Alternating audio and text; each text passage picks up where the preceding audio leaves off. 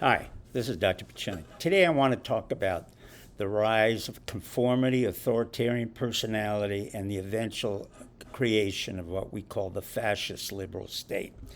What do I mean? Right now we have three important dicta.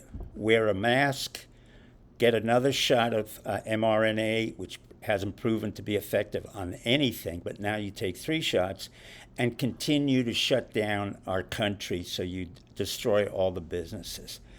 This type of conformity and authoritarianism is not new in terms of our country and in terms of Germany.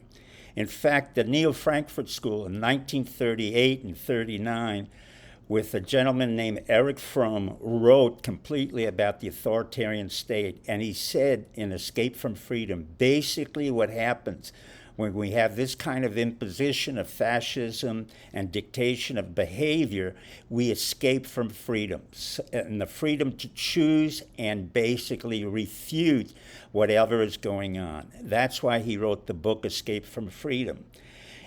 A few years later, there was a gentleman by the name of Adorno, A-D-O-R-N-O, and he wrote about the authoritarian personality and had an F scale. Ironically, doctors rate very highly on an F scale because we are quite authoritarian.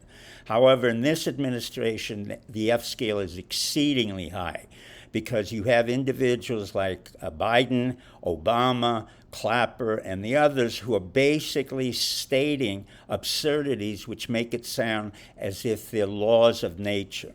In fact, so absurd it is that now we have another theory called critical race theory, CRT, developed by Kendricks, a black woman from Harvard, and a Mexican, Delgado, from another university, both of whom said that this country, and basically in all countries, white people are born or innately prejudiced. That is the most absurd concept I have ever heard, but it plays right into the authoritarian personality and the rise of fascism. Why are we inherently prejudiced? Because that's the way we're scheduled genetically. There is no salvation for us. There is no equal opportunity. And as a result of this nonsensical theory, it has been placed into schools and academia.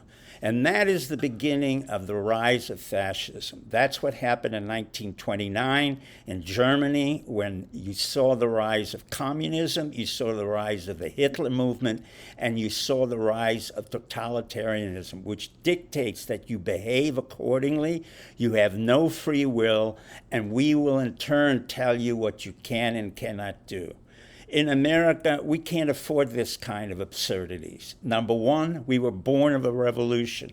Number two, we constantly fought for our own sense of self-dignity, i.e. in the Civil War, World War I, World War II, and the other wars that followed. The reason we are different and we are very effective in what we need to do is because our whole system, contrary to CRT, critical race theory, or contrary to the authoritarian personality, is based on the individual. And that is what's forgotten in this dialogue or monologue that comes from the White House and from pseudo-intellectuals. The nation is an individualist nation. It was based on that. The Constitution is based on that. And the founding fathers were individualists. We're not a democracy. They made that very clear. Because, in fact, had we been a democracy, we would have had exactly what happened in the French Revolution, a totally self-destructive nation state, which eventually led to Napoleon.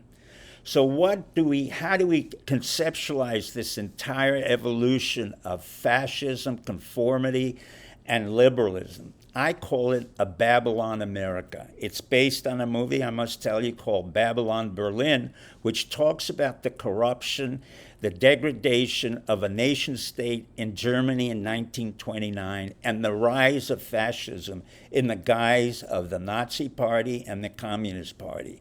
Unfortunately, my friends, that is exactly where we are. We're Babylonian America.